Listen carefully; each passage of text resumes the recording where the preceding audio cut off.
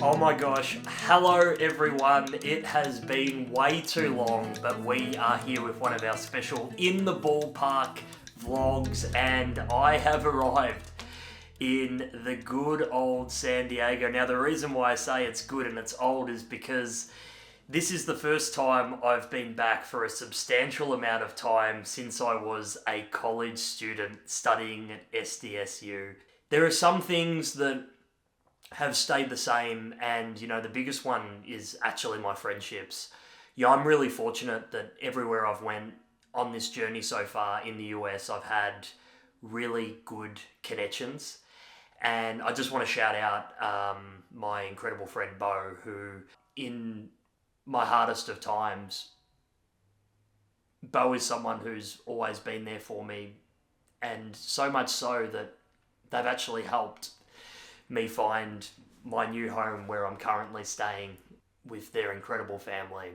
So not only am I incredibly blessed and grateful that Bo's family have taken me under their wing, but that they have given me a base to really launch off for whatever kind of job opportunities or whatever kind of directions that I choose to go in while I'm here. I'm enormously grateful for that. I'm also enormously grateful for my friend Laura for the opportunity to stay with her family as well. She's another one of my really close friends that I went to SDSU with and has already connected me with some incredible people here in San Diego in the non-for-profit sector and also in the creative sector as well. I have really landed on my feet now, and I have just been really determined to ensure that I can stay here for as long as possible, because I'm open to all the possibilities that come about. And just because every day I'm treating it like a work day, I'm still enjoying my social life, I'm still enjoying my creative life, including doing things like this. Also, thank you to all of you that have followed along my daily vlogs as well. Sure, there's been some really challenging days where I really haven't wanted to do it, but I've been really proud of the consistency that's came with being able to share my journey with you guys. And you guys are the reason why I do it, honestly. Being able to hear your feedback, being able to hear how it motivates and inspires you, being able to hear how it's made you smile, and then seeing videos of my 1-year-old nephew who's watching me on his screen, and he's like glued to his screen, like most kids are at that age, let's be real. But his whole face, like, he knows that it's me. It glows, it lights up, and it's just the most beautiful thing to see as an uncle. It's really special. It's really beautiful to see. So my brother said something to me the other day, like, Mike, since we were born, and we were only born 2 years apart, my brother and I, he goes, this is the longest time we've ever spent apart. And that's when it hits home. That's when it hits home that your family and your friends and people that you've known your entire life, the places where you've lived and are the most familiar to you, are the furthest possible away. And when things aren't quite cooking for you and you're not getting instant gratification from all the hard work that you're putting in, that is when you feel the most furthest away from home. When your circumstances are flipped on their heads, that's when you really do feel the distance.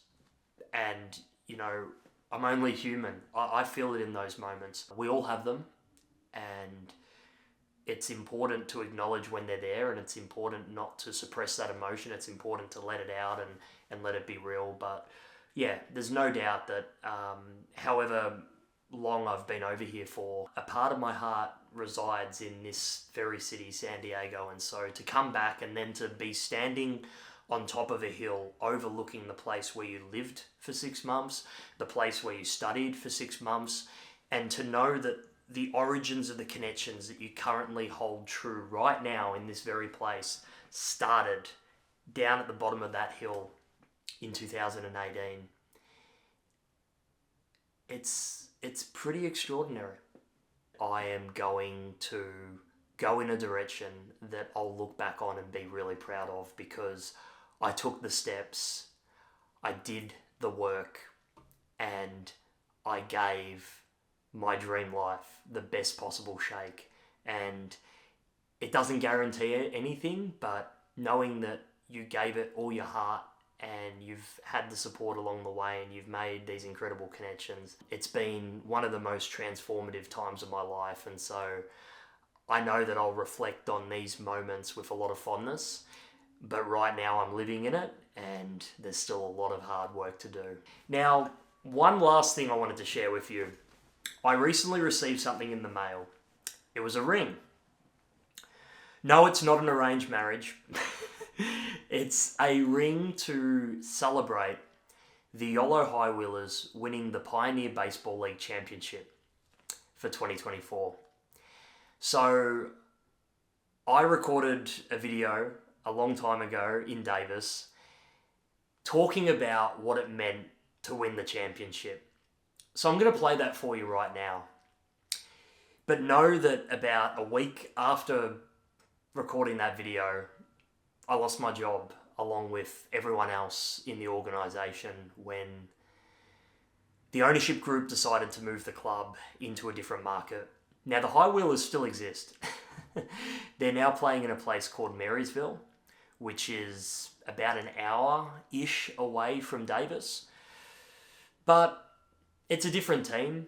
There's some players, there's some managers that have returned, but it's a very different team. And in my opinion, the heart and soul, the hard workers that really had to battle throughout the summer to put the best possible product on the field and achieve an incredible feat despite how many obstacles we had to face. That's the Yolo High Wheelers that I'll always remember and treasure. So I've got this ring, it's got my name on it, it's got the championship scores on it. It's a good feeling knowing that all that hard work resulted in something like that. But it's bittersweet considering where we all ended up afterwards. Everything in life happens for a reason. You've got to trust that, as much as that might hurt at the time. So it's going to be nice to reflect back on what that victory meant. And here's a little bit of a sample of what I had to say after that championship win. Well, hello, and welcome to another episode of In the Ballpark. I'm your host, Michael, reporting live from Davis, California. It is mid-September, and the Yolo High Wheelers have won the Pioneer Baseball League Championship for 2024.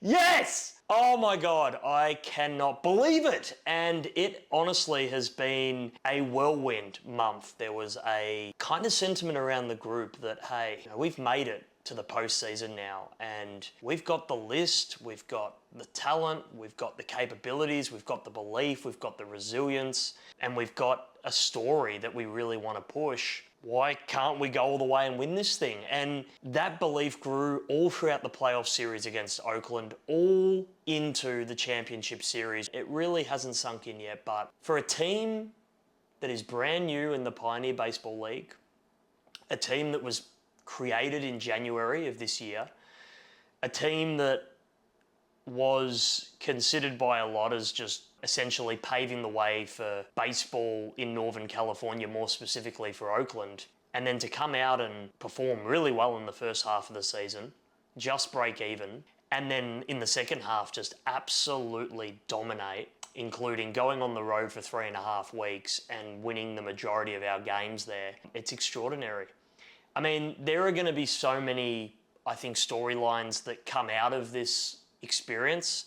My own story is unique in the sense that the job opportunity come up in Davis, seeing how close it was to Sacramento, kind of knowing people in the Northern Californian areas, whether it was San Francisco, Sacramento, Nevada City, knowing people in this area certainly attracted me to the possibility of working in this area, but never would have I thought that the brand new baseball team be the last team standing. Everyone inside the organisation is responsible for this win. Yeah, I'm glad I was able to play my part on a storytelling sense. The front office team and I, 5 of us, we had to wear many hats this season. I'd be in the press box on a microphone calling stuff, or I'd be a walkie-talkie speaking to someone down on the field who's emceeing. I would be running the broadcast of the games and managing our incredible play-by-play commentator Doug. I'd be keeping an eye on the scorekeepers, the scoreboard, the DJ and the PA announcer. So with all of that, trying to get content on game day as well, whether it was trying to capture fun things that were happening in the crowd with the fans or on the field with the fans, or actually being in the dugout, setting up cameras for coach scouting. There's a lot that goes into game day. I'm just one small piece of that. Our first playoff game, it felt like a playoff game. It felt like finals. When I was a kid, September would roll around, the air would start to get a little bit warmer. It felt like footy finals. It felt like every game was just hiding that little bit more. The best time in Australia to be a sports fan is September.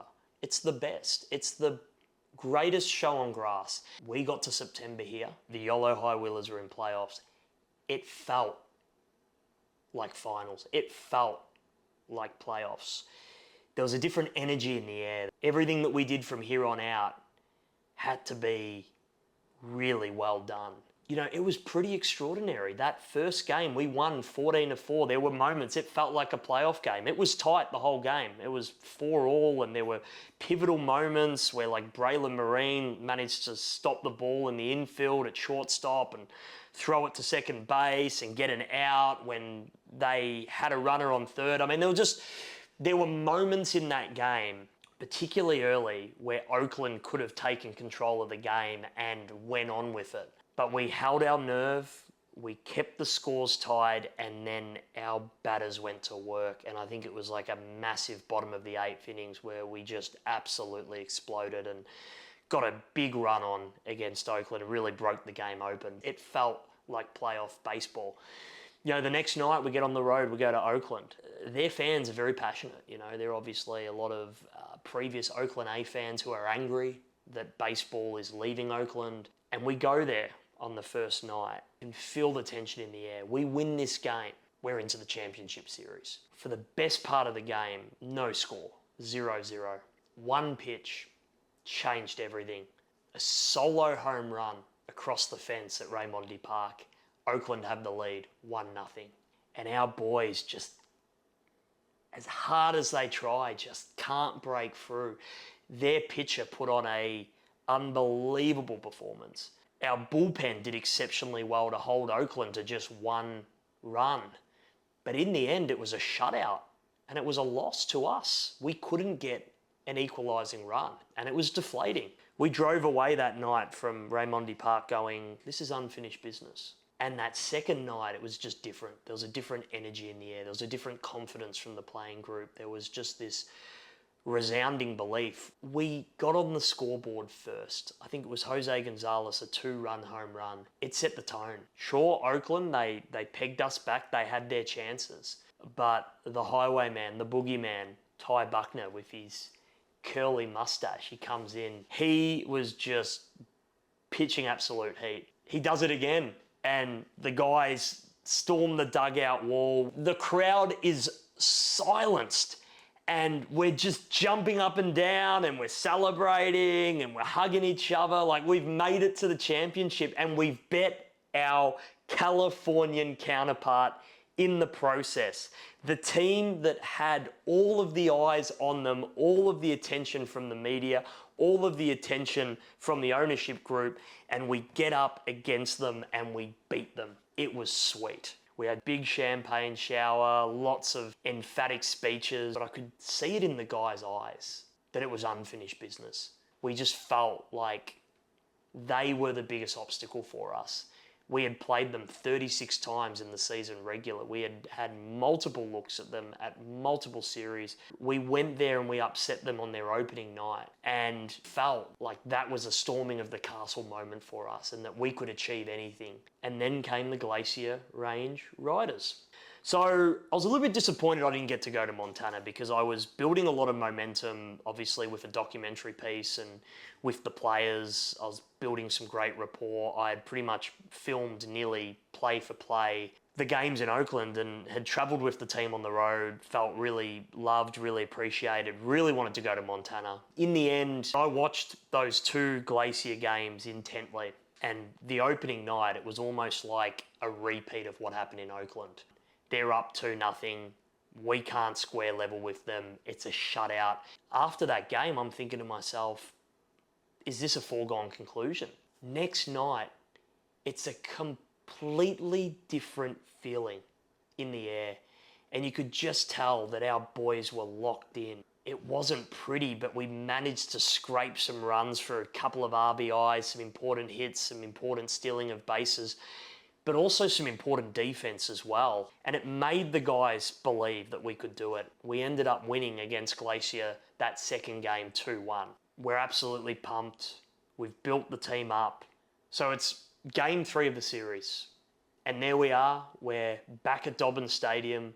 Glacier Range Riders on the road for the first time in this championship series. Again, very close game to start things early. Braylon Skinner, right foul pole hit home run. Puts us up 6-3 and then we shut out the game. It was a commanding performance and there was a feeling in the house that, wait a sec, we could actually win this sucker. And it was a really special day because my host family, who I met traveling around Vietnam when I was 21 years old, had overheard me at a table talking about how I was going to be studying in the US later that year, and they exchanged their contact information with me, and little did I know that later that year we'd rendezvous around their table for Thanksgiving in Nevada City and create a lifelong connection with them. And ever since, they've been a big motivating factor for me coming back to the US, and a big reason why I selected Northern California as a place where I wanted to work and live. And they come to the game and they're there to see a victory. They're there to celebrate the occasion with me. We had an awesome dinner afterwards and we were celebrating the victory. Saturday comes around and it's game 4. And that grand final-like atmosphere was in the air. We had the ownership group from Oakland there, obviously supporting the Yolo High Wheelers. I believe they had the Pioneer Baseball League head, Mike Shapiro, there, and it felt kind of like opening night. I went up there on the microphone and called the high wheel race, but it was a frantic kind of day, and things in the press box and things with the camera weren't quite going my way, and I sort of felt a little bit under pressure, but I also felt really confident with my abilities. We're 5-0 down and we're all feeling like we're going to have to come back tomorrow. And all of a sudden, Tanner Smith comes up and hits a grand slam, which draws us pretty much level with some other good plays. And it's 5-all.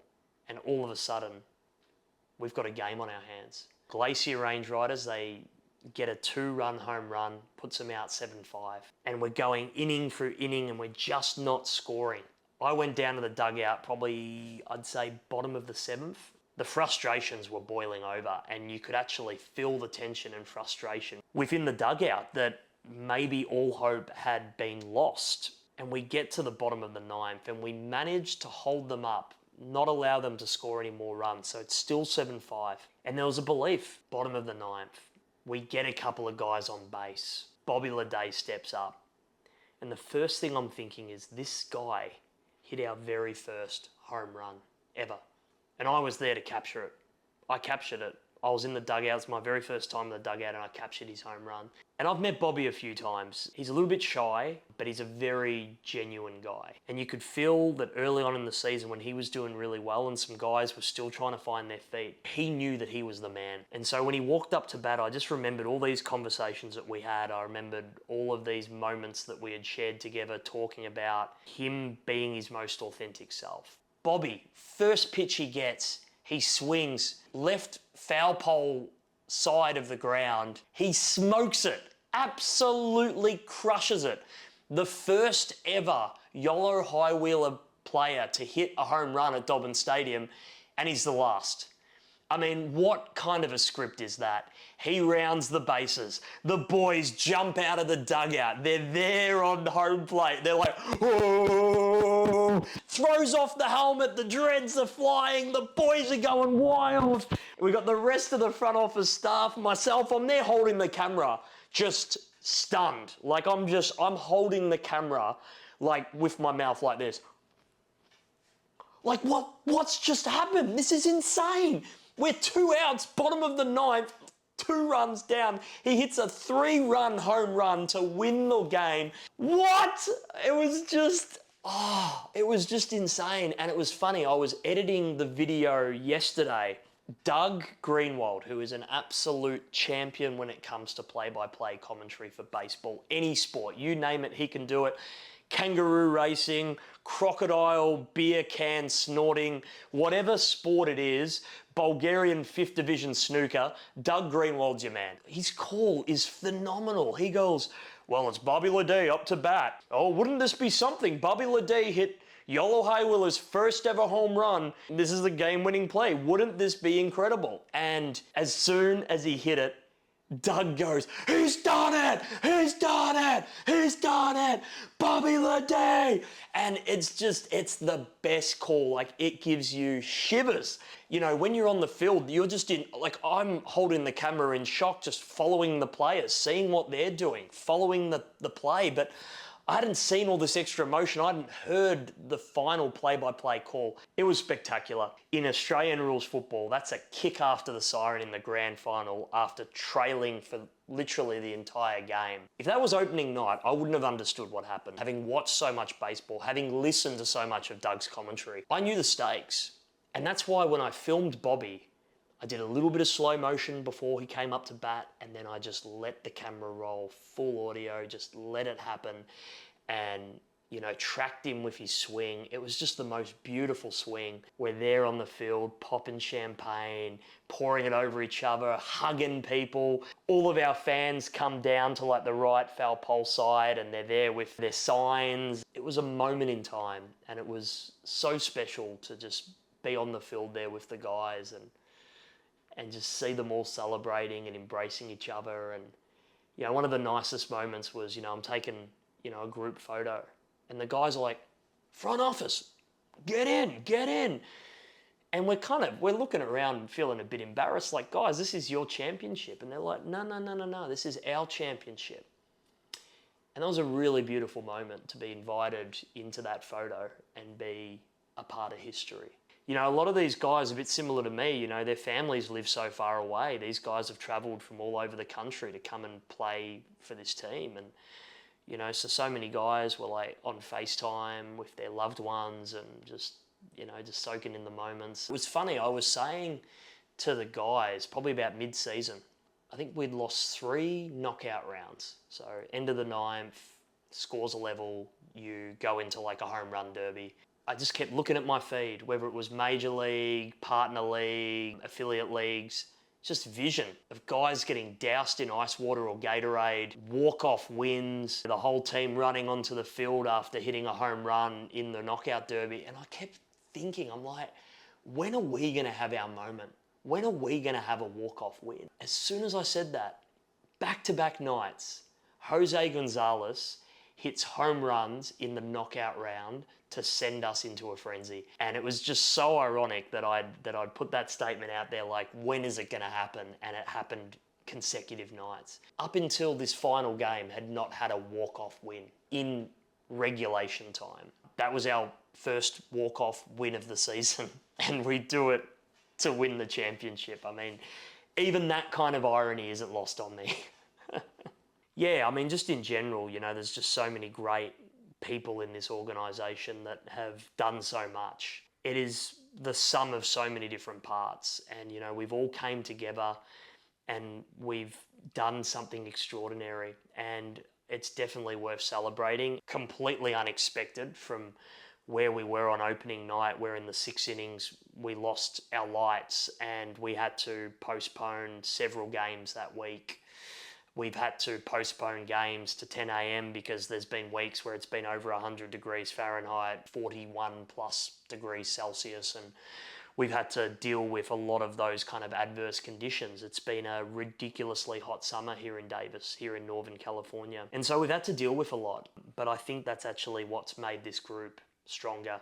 As I said, I'm just going to continue to share this journey as I go along, but to sort of think where I was when I first came to the United States, recording out of my host family's room in Woodland, talking about this brand new team on the block, not knowing a great deal about baseball, not knowing a great deal about what the season was actually going to provide, how it was going to unfold, what my kind of key responsibilities were going to be specifically.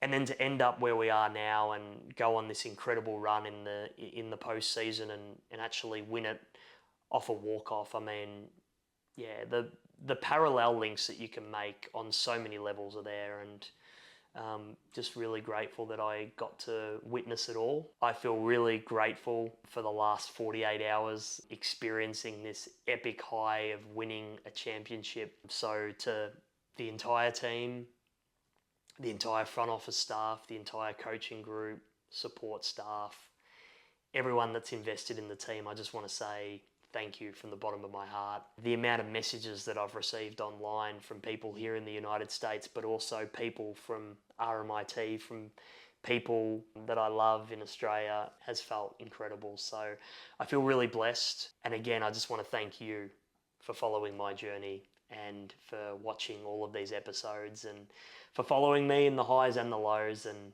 this is certainly a high. So thank you for watching. And let's do it one more time. Let's go, Yolo High Wheelers. Let's ride. Come on. Wow, there you go. The roller coaster ride that was the 2024 season with the Yolo High Wheelers. I'm just really excited for the next chapter. I'm here in San Diego. I'm feeling like I'm truly home, and I'm really, really excited for what I can accomplish here. I love you all, appreciate it, and look forward to talking to you soon as my brother continues to remind me, don't just have a good night, have an American night. Cheers.